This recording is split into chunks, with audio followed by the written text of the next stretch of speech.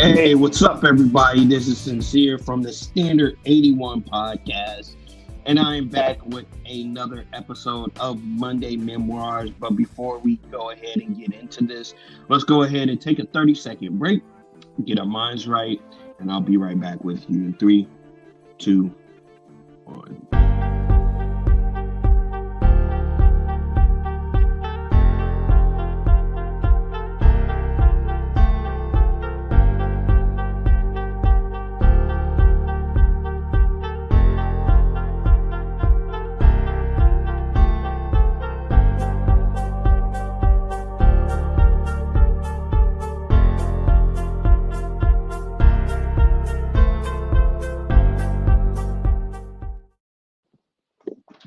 And we are back.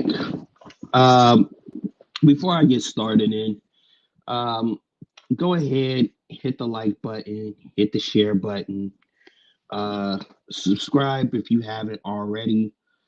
I greatly appreciate it. This is going to help the channel grow and get out to more people. I'm trying to build up my platform.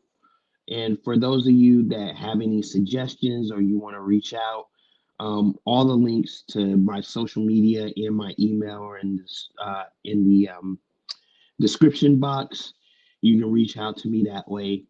Um, but without any further ado, I'm going to get into this now. I'm speaking a little more sober, and a little more candidly right now because I want to address something that happened on Saturday night. Um, a animal decided during my stream on Saturday evening to come on and defile the stream. Now, needless to say, I didn't keep him on there very long, but I'm gonna address the person first, and then I'm going to um, express how I feel about this whole thing. Now, to you, sir, you need Jesus, straight up, and you also need therapy. You need some help. I don't know what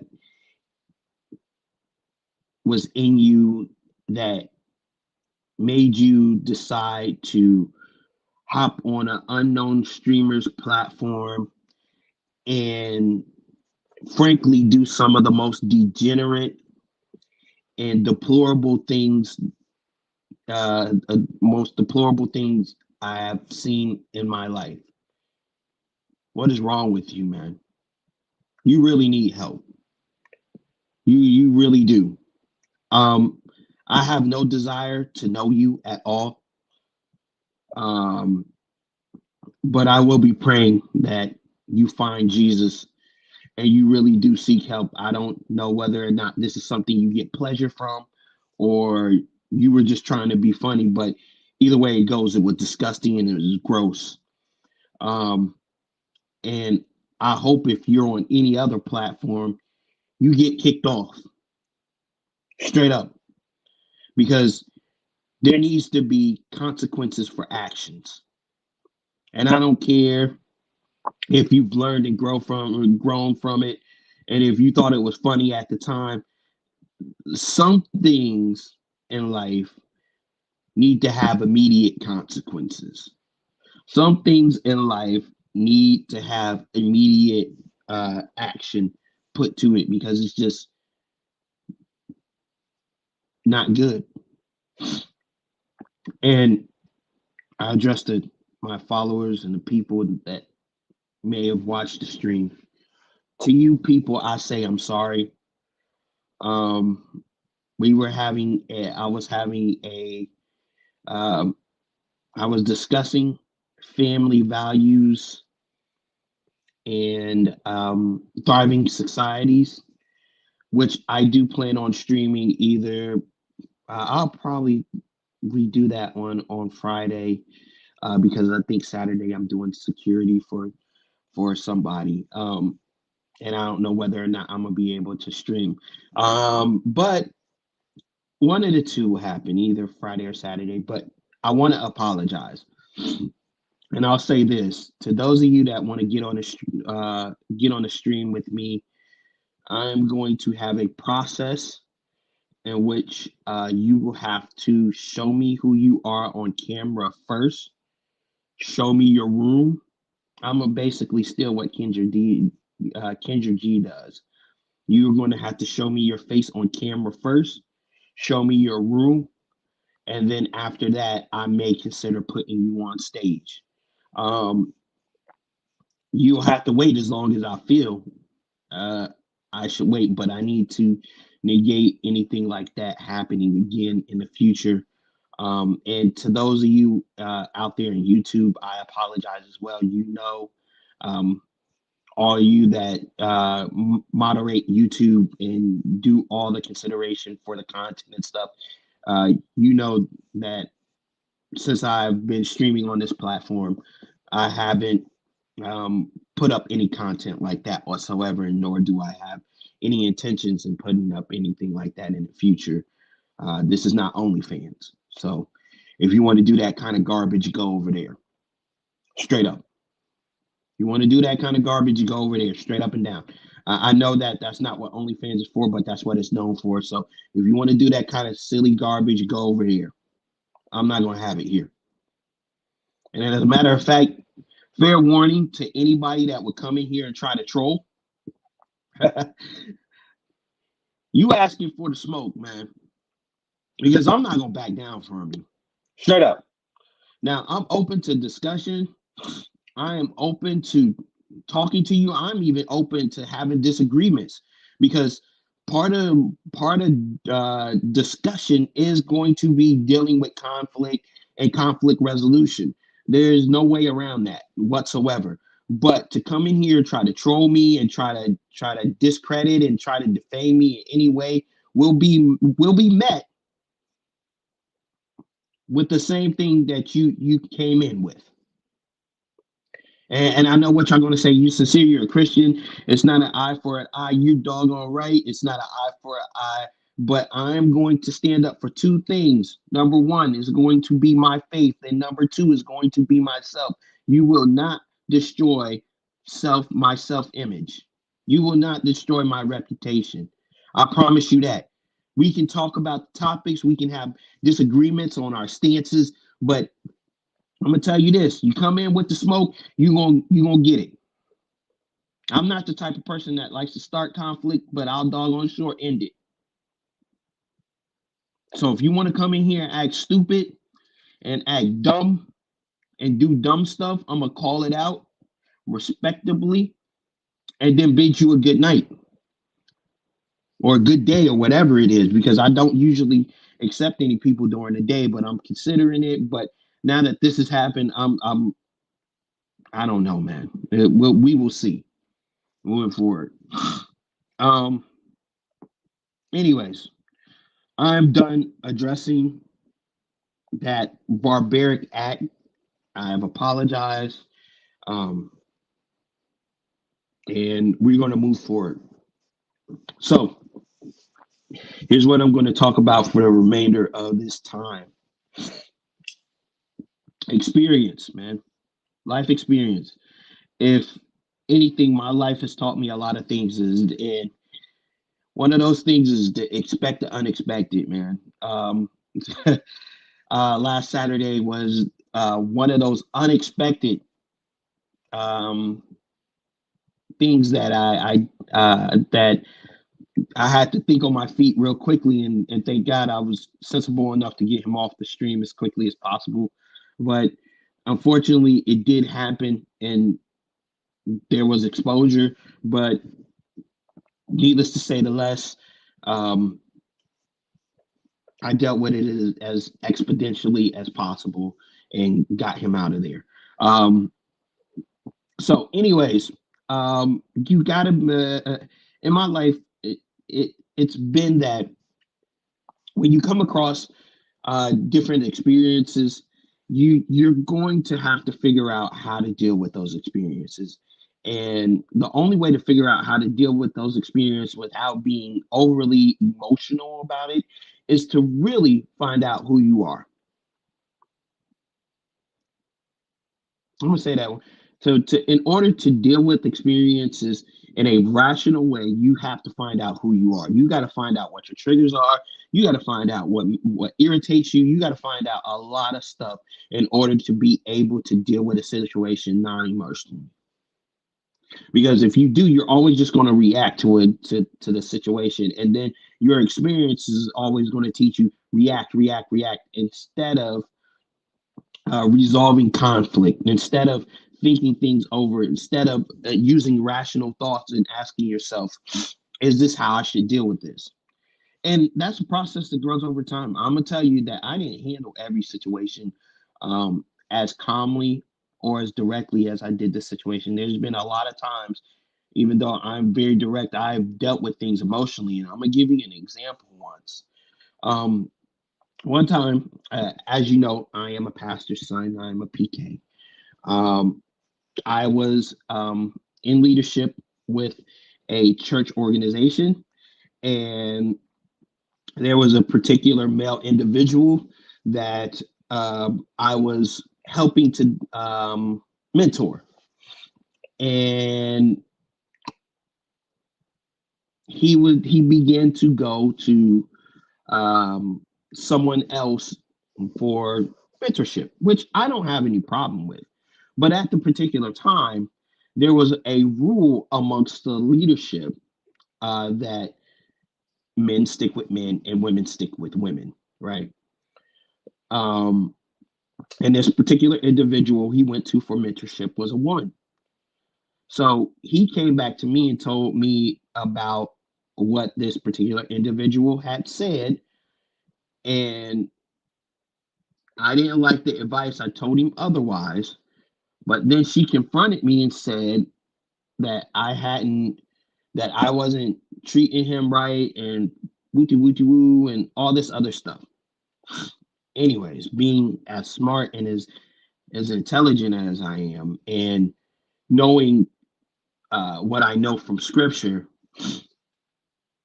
I literally proceeded to then cut her down using scripture and using my knowledge of things that were going on. Now, did I get in trouble? Absolutely, 100%. I had to apologize, but that I put out that example to let you know that at the time I didn't understand how reactive I actually was. Now I do. Now I know that if I'm in the heat of something, it's better for me to step away, take a couple of seconds, depending on what the situation is. I may need to take a couple of seconds. I may need to take a day. I may need to take an hour, however long it takes. Well, no longer than a day, atypically, and step away from the situation, calm down, and then be able to come back to the particular conflict and talk about it rationally. Now, if I can't rationally talk about it with the individual after calming down, then it's not on me at that point. It's really not on me on that at that point. And I would say the same to you all. Learn who you are. Learn what it is you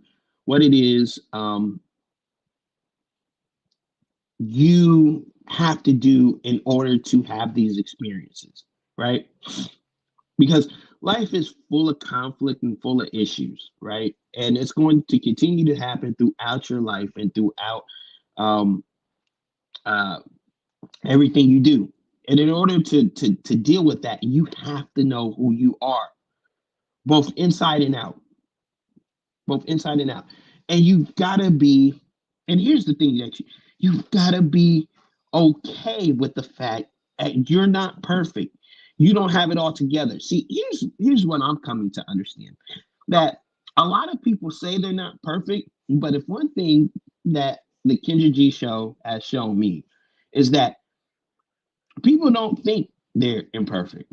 They think they have it all together as far as their mind is. And you say, how can you say that?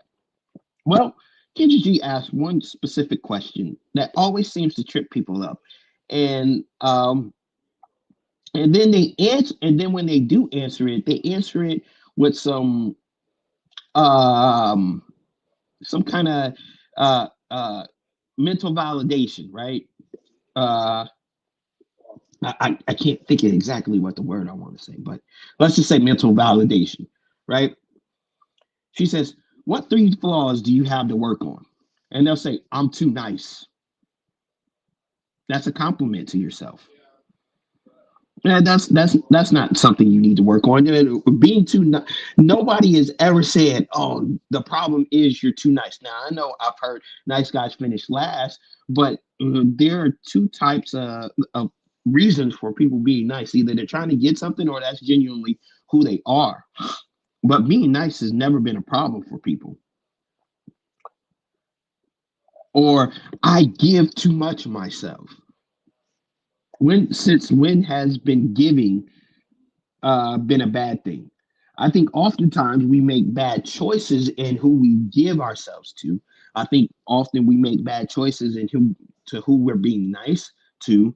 But I have never seen stuff like that. We have to be okay with the fact that we're not perfect and be settled with those issues and continue to work on them and grow. And we got to be able to call them out on Front Street. I can tell you for sure that my life experiences has taught me three things. Number one, I am a very black and white guy, which is both a good thing and a bad thing. But I'm gonna tell you the bad thing about it is that I don't see any grays. And oftentimes in life there is gray. There's gray because we're not perfect beings. We can't discern the ups and downs and the ebbs and flows of everything and be able to pick out exactly what it is that's good and exactly what it is that's bad. So we gotta experience stuff. Number two, I am very, very direct, which can come in handy in certain situations, but when dealing with conflict with people and in relationships can oftentimes be overbearing and oftentimes sound rude. And three, I'm impatient. I am impatient. When I want something done, I want it done now. When I'm ready to get something moving, I'm ready to get it moving now. And that's only three. I know I got more. I got procrastination mixed in there. I've got insecurity mixed in there. I've, I've got a ton of issues, but I am settled with it because I know who I am, and I figured that hey, in different situations, I need to deal with things this way. And it doesn't mean that the people that you meet have to understand that. I'm gonna tell you that doesn't mean the people that you meet have to understand that. They can empathize with you if they so choose, but doesn't mean they have to understand. See, the one thing Kevin Samuels used to say, and I agree with 100%, is that the world doesn't owe you or I any type of understanding. They don't. All they owe us is decency and human treatment. That's it. And even that is a choice to a certain extent. So we've got to be careful in thinking that we're deserving of things or this is supposed to be something or whatever, because oftentimes it's not. That's what experiences teach you. That's what my experiences taught me is throughout it, you've got to figure out who you are, what you've done, and how you're going to handle situations. Or else you're going to find yourself lost out here. You're going to find yourself lost and not being able to handle situations properly and oftentimes frustrated and overwhelmed. Now, let me let me conclude with this because I'm not going to make this very long. Life experience is going to teach you a lot of things, but here's what you must do. You must be able to siphon the good from the bad. Let the good be the things that you continue to proceed with, and let the bad be a lesson. I'll say it one more time. Let the good things be the things that proceed to carry you forward, and the bad things be a lesson. That's what successful people do. Whether it's success in money, whether it's success um, in business, whatever the case may be, you learn from the bad things, and the good things you choose to take on and use as habits. So let that be a lesson, man. Let it be a lesson for you. Anyways, that's all I really want to say on today. Uh, I'm gonna close this out and say, check out the Standard 81 podcast. Check out the Standard 81 podcast over there on TikTok. Check out my Instagram over there at Sincere the Artist. And I will see you guys on the next one. Have a great rest of your day. Peace.